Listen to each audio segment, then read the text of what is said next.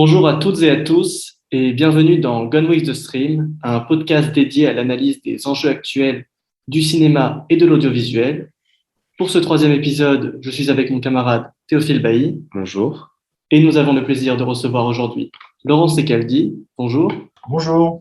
Vous êtes producteur chez En Voiture Simone, qui a notamment produit la série Hôtel de la plage. Et en guise d'introduction, pourriez-vous vous présenter à nos auditeurs, nous parler des différents métiers que vous avez exercés et en particulier de votre profession actuelle?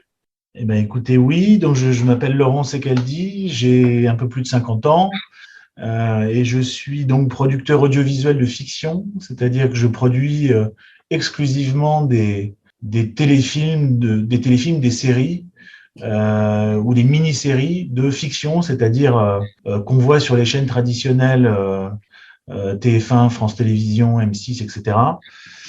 Et aussi, je produis au sein de la société En Voiture Simone pour aussi les plateformes émergentes, évidemment. Et on a produit notamment la première série francophone d'Amazon qui s'appelle Mixte, qui est une série que vous connaissez peut-être, que je vous recommande, qui raconte…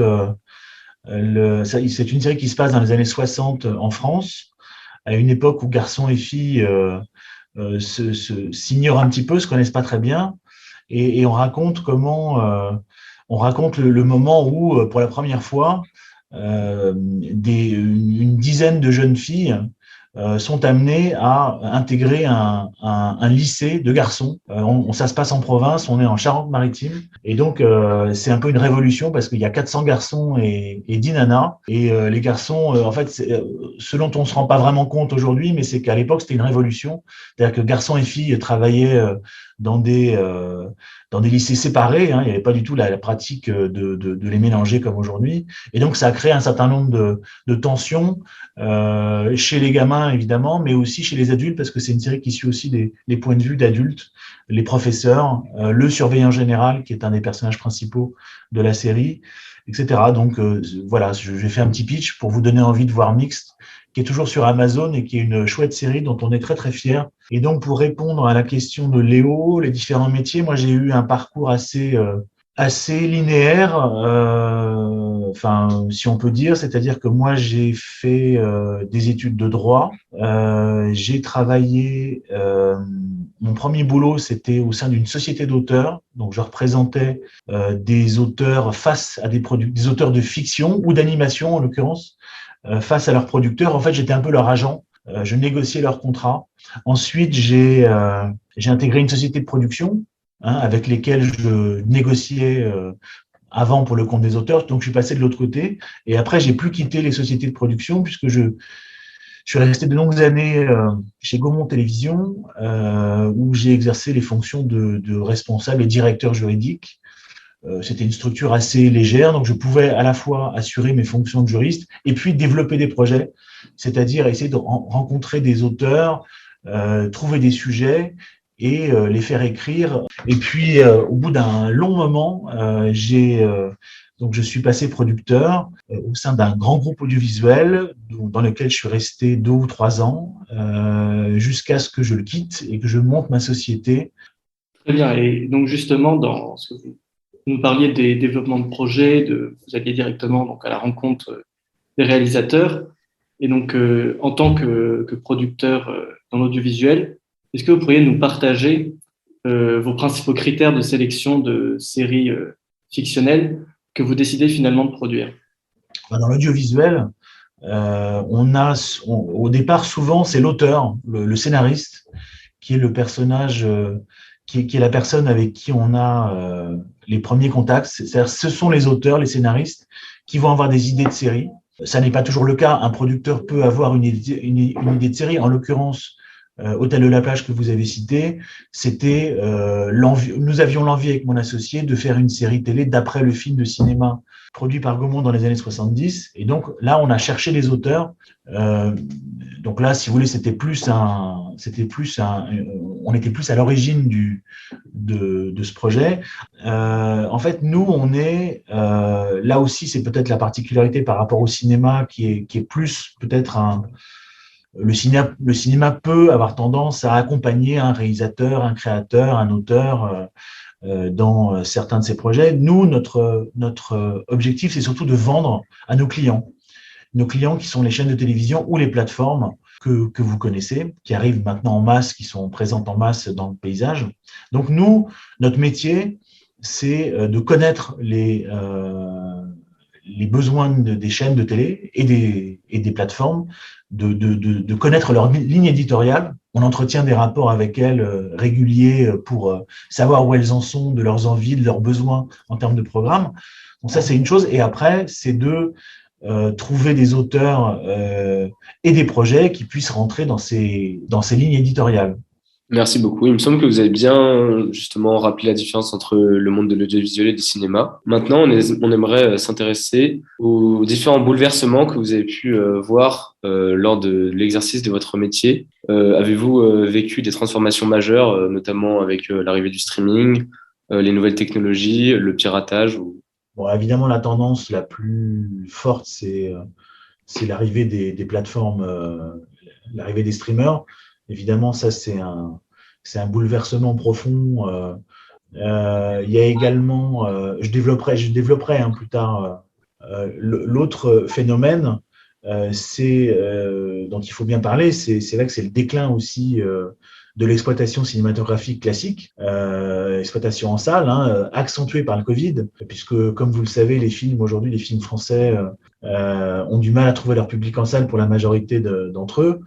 Donc, qu'est-ce qui se passe? Il se passe que les producteurs de cinéma se disent tous, on va faire de la télé, on va ouvrir un département fiction ou documentaire, hein, mais je veux dire, la fiction reste le genre roi, hein, parce que ça peut être des gros volumes, ça se vend très bien aussi à l'étranger.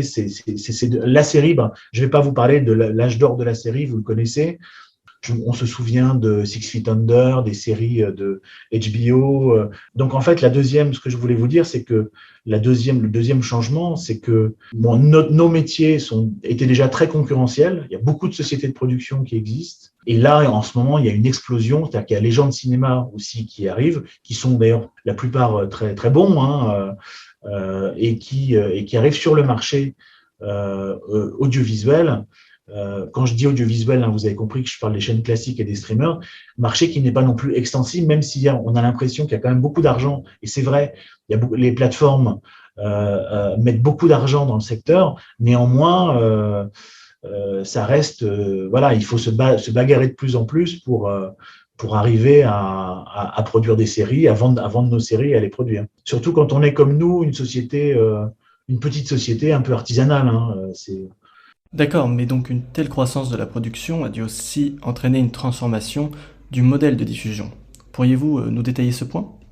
En fait, notre métier, c'est celui d'un producteur délégué, c'est-à-dire en gros de quelqu'un qui a l'initiative du projet, qui a quand même la maîtrise du truc, qui choisit les auteurs, qui choisit les réalisateurs en accord avec la chaîne, hein, mais qui a quand même le lead là-dessus, qui détermine le casting aussi en accord avec le diffuseur, mais on a quand même ce truc d'initiative. Et ensuite, le système français est ainsi fait que la chaîne va mettre, par exemple, 70% du budget de production et le producteur délégué va s'arranger pour combler le gap avec différents mécanismes. Parfois, c'est du soutien. C'est du soutien financier quasi automatique, hein, c'est ce qu'on dit de la soft money, c'est l'argent du CNC. C'est aussi des préventes à des distributeurs, etc. Donc, si vous voulez, pour vous compreniez, en fait, parce que là, je vais parler un peu de ce qui se passe avec les plateformes, ce qui est un peu notre rôle classique dans le secteur. On est prod délégué, on a la maîtrise du truc, on choisit les talents, on décide du tournage, voilà, les grandes décisions sont quand même prises par le producteur en accord avec la chaîne, et ensuite, on est un peu maître de l'exploitation de nos œuvres. Vous avez compris qu'on n'a pas 100% des droits, mais on a quand même généralement la majorité des droits à recette. Et donc, voilà, on se constitue ainsi un catalogue qui va durer au-delà de la production du film, puisque le film la série ou le film est un actif qui peut, voilà, qu'on peut exploiter pendant une dizaine d'années ou une quinzaine d'années. Donc, ça c'est le modèle classique. Là où ça change radicalement avec l'arrivée des plateformes, Alors, tout change très vite. Je vous dirais que les choses sont encore en train d'évoluer, mais ce que j'ai connu, moi, avec Amazon et que plein de mes confrères ont connu avec Netflix ou avec Disney, par exemple, et demain avec HBO Max et avec Apple, toutes les plateformes qui arrivent, c'est qu'on est dans un autre modèle inspiré des studios américains, où là, on a la plateforme qui finance à 100% la série. Donc, elle est totalement propriétaire des droits. C'est-à-dire que moi, je me retrouve producteur avec 0 droit. Je ne suis plus producteur délégué, je deviens ce qu'on appelle un producteur exécutif en France, c'est-à-dire quelqu'un qui va mettre en œuvre des moyens pour produire, pour tourner la série qu'on aura décidée. Donc, ça change quand même énormément de choses parce que cet état de fait induit que les décisions, comme généralement les décisions tout est financé par le streamer, c'est le streamer qui prend toutes les décisions, presque. Enfin, je veux dire, après, on continue à essayer de faire valoir notre talent de dénicheur de talent, justement, mais l'expérience qu'on a vécue, c'est vrai que c'est qu'on se retrouve quand même un peu obligé de faire, là on nous dit de faire, on perd un petit peu ce lead sur les projets, ce qui est naturel puisque ce qui est aussi un confort pour nous, c'est-à-dire que nous savons que la série sera financée, c'est le streamer qui décide à hauteur de combien elle va financer la série, et à partir de là, nous on travaille dans une enveloppe fermée, donc il y a un certain confort si vous voulez, mais c'est néanmoins un changement total de modèle économique. C'est un peu ce que nous avait dit Rémi Besançon dans la dernière interview. C'est-à-dire que les grandes plateformes de streaming financent la production et en fait, elles dénaturent un peu aussi le travail des producteurs qu'ils mettent en place, quoi. Oui, elles dénaturent. Après, il y a des aspects positifs, c'est-à-dire qu'on a accès à des moyens importants. Là, en l'occurrence, pour la série d'Amazon, où il y avait énormément de moyens, c'est un budget très élevé. Donc, il y a des choses qu'on peut apprendre. Il y a des choses qu'on apprend, mais c'est vrai que notre rôle est un petit peu dénaturé, effectivement. Après, l'avantage, quand même, je ne voulais pas juste dire que la situation est pour nous tragique, c'était qu'il y a un grand avantage quand même pour tout le monde, et à commencer par les spectateurs, c'est que l'arrivée de ces plateformes, on a des séries qui sont maintenant qui s'adressent à des publics plus jeunes, et on sait que le public de la télévision classique, TF1 ou France Télévisions, est vraiment très âgé. Donc l'intérêt de Netflix ou d'Amazon ou demain de Disney, c'est que on va avoir des fictions qui s'adressent à des publics beaucoup plus jeunes, donc des fictions plus ambitieuses, plus audacieuses, et ça c'est quand même vachement bien.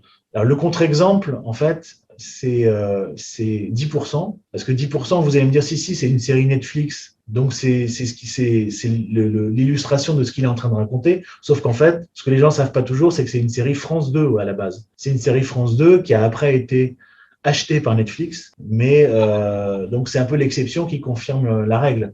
Et c'est pour vous dire globalement que moi je trouve, et je comprends que vous ne regardiez pas beaucoup la fiction française, mais je trouve que globalement le niveau a vraiment augmenté ces dernières années. Là, je parle de la qualité, et qu'il y a vraiment régulièrement d'excellentes séries. Je ne parle pas que des plateformes, je pense aussi à des plateformes. Je ne pense pas seulement à des plateformes étrangères, je pense aussi à des plateformes françaises comme OCS par exemple, ou France Télévisions Numériques / qui propose des séries qui s'adressent à des publics beaucoup plus jeunes, avec des moyens moins importants que pour de la fiction de prime time classique, mais le pendant, c'est qu'il y a une plus grande liberté de création, et donc il y a des choses vraiment super intéressantes sur ces plateformes françaises aussi, et des jeunes talents qui émergent. D'accord, donc on peut dire que vous êtes très rassurant quant à l'avenir de l'audiovisuel français. Donc notre interview arrive à son terme, et pour terminer, nous aurions aimé vous interroger sur des questions peut-être plus légères, et donc tout naturellement, on aimerait vous demander un conseil à nos auditeurs, donc la série que vous préférez, une série que vous recommanderiez. Donc, je vais plutôt recommander une série assez récente. Moi, il y a une série qui m'a beaucoup plu récemment. C'est une série qu'on peut voir sur Disney+, et qui s'appelle Dopesick. Merci beaucoup. Bon, on a parlé de séries. Maintenant, est-ce que vous auriez un film à conseiller tout particulièrement à nos auditeurs? Un petit film en prise avec le réel d'un, en fait, c'est un film politique qui se passe au niveau d'une ville, au niveau de la ville et de la maire de la ville. C'est un film qui s'appelle Les Promesses, avec Isabelle Huppert et Reda Kateb.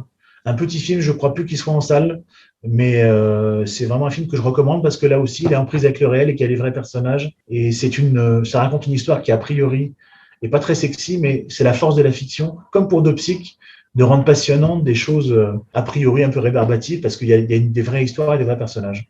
Eh bien, je vous remercie. On arrive à la fin de cet entretien. Merci à vous.